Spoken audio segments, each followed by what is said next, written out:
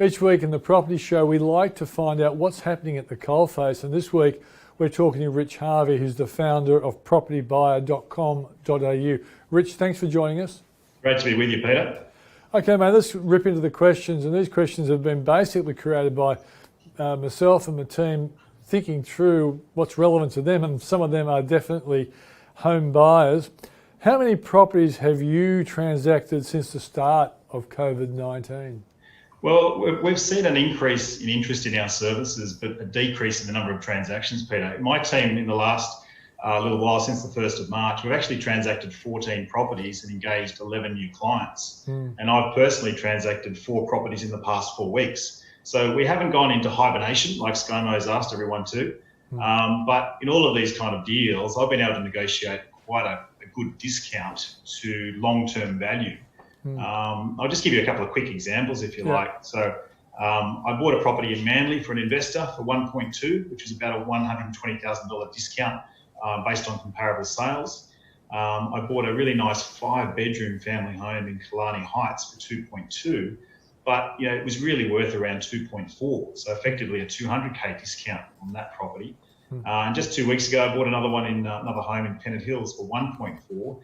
And got around 150K discount for our clients. So, we're seeing some pretty decent discounts, and pretty much most of these transactions are all off-market transactions. So they're not advertised. A lot of them are properties that were, just through my virtue of my relationship with the agent, we were able to get access to these kind of properties. So are these a lot of the properties that maybe were going to head towards auction, but we've seen an enormous number of withdrawals from auction? That's right. So, the clearance rate with auctions have been quite low. A lot of these properties, the owners wanted to do a deal prior to auction. They didn't want to run the risk of having a failed auction with only 1 or 2 bidders there. So, I think these guys are definitely very motivated in what they wanted to do. And there's the thinking that, okay, I'm taking $200,000 off my price, but what I'm going to buy is going to be cheaper as well. Yeah, there is. If you're buying or selling and buying in the same market, these people are going, you know what, I don't have 14 buyers at the auction. I'm only going to have 1 or 2. You know what, I'm happy to take a hit on the price of what I'm going to get for my property, but in return, I know that I'm going to buy well. So I think for vendors that are out there considering selling, it's still a market you can sell in. We haven't seen a property price crash. We're seeing prices come off their peaks and where they were heading. But properties are still holding up their own. I'm hearing some examples of some quite good transactions. There was one in Killara the other day sold for 6.3. One in Castle Crag sold for just over 5 mil. So there's some decent transactions still occurring, Peter. Yeah. The demographics of the people actively involved in the market, is there any sort of pattern you're seeing? Yeah, I think the pattern is that people that are buying today are those with pretty much safe and secure jobs. These kind of buyers understand that the best time to buy is now, when uncertainty is high and sentiment's at its lowest. So it's people who are opportunistic buyers. We've got a good mix of buyers on our books at the moment. We've got prestige buyers, we've got first home buyers, upgraders, investors, and commercial buyers. And these buyers, they all understand that we're in the midst of what I call an economic shock that's brought on by a health crisis. And it's quite a good time for them to actually transact. If you look at your average or usual level of inquiries, what are they looking like compared to now? Certainly the volume of inquiries has dropped, but what we're finding is that people are asking for information. I did a webinar 3 weeks ago, and we had a record number of registrations, over 740 registrations, and the topic was the impact of COVID-19 on the property market. And then I did another one, a follow-up one 2 weeks later with Dr. Andrew Wilson. We had over 300 registrations, and I've never seen so many people engaged on the chat box wanting to know, Rich, what should I do here? I've got this situation. How should I do things? So we've got a lot of people seeking information on how to respond and how to get through this situation. But I'm also seeing, Peter, a lot of people also sit on their hands and adopt the herd mentality. They're just doing that, let's wait and see what happens. And we're creating what's called a Corona hot list of buyers, and we're encouraging them, look, if you don't feel confident in buying now, at least get yourself in a position and get your finances ready so that when you do feel comfortable, let's move forward with an opportunity. Okay, let's put you on the spot. If we get back to work, say, progressively from the middle of May, rolling into June and July, and maybe by the end of July, a lot of us are back to work. Would you expect a bit of a spring house price rebound? Look, I think the drag, Peter, will be on unemployment. That's the big question mark, where predictions are 10% unemployment. I think property prices will decline slightly, a little bit more. I mean, I think they've already declined 5 or 10%, but I do think we are going to have a spring rebound. How strong that rebound is unknown. I'm cautiously optimistic that, we will see a rebound. But I think, Peter, the thing to remember is the fundamentals of the property market haven't changed. When we headed into this year in February, we had clearance rates at 80%. We had the March quarter saw a 4% rise in prices in Sydney, and pretty similar not too far off in Melbourne. So we're below our 2017 peak, but the fundamentals are still there. We're still going to, once the borders open up, we're going to have migration. We've got people having babies, people divorcing.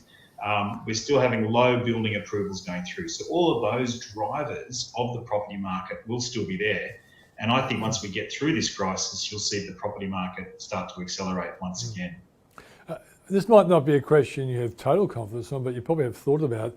If you've got a client, for example, who asks for a break from paying their mortgage while there's a few challenges for their employment, maybe it's on JobKeeper rather than their usual bigger pay, do you think it's going to affect their credit ratings in the eyes of the bank?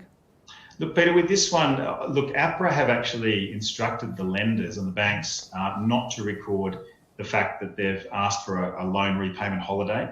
The general answer is no, it won't impact their credit rating.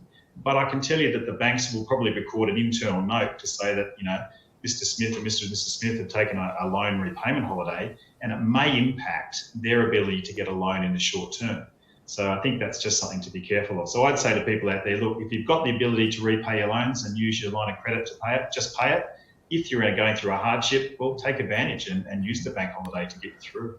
One of your strengths or competitive advantages you bring to market is the fact that you can negotiate professionally on behalf of your clients.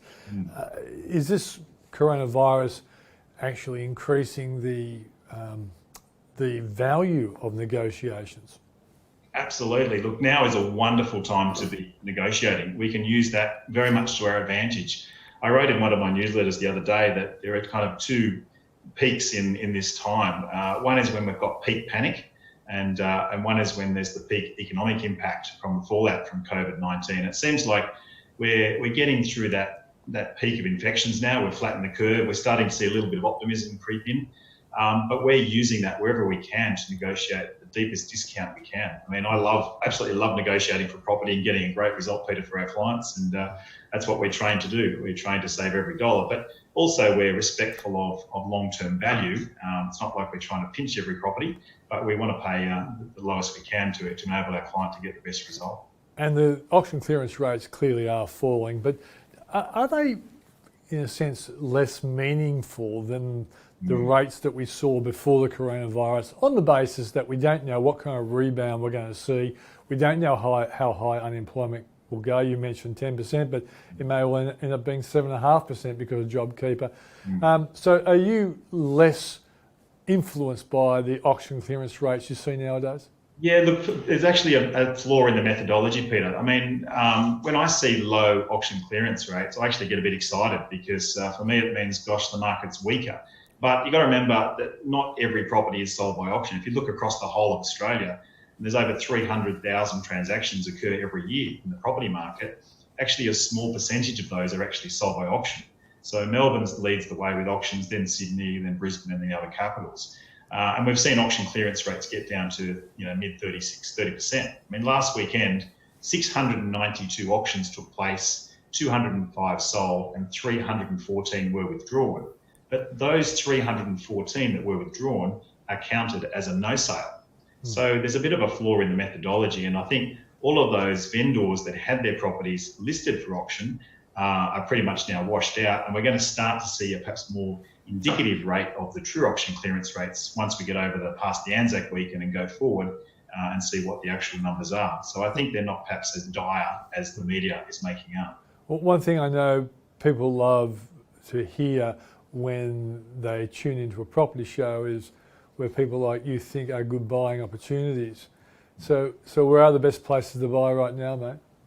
Best places to buy? Well, it depends what you're looking for and who you are.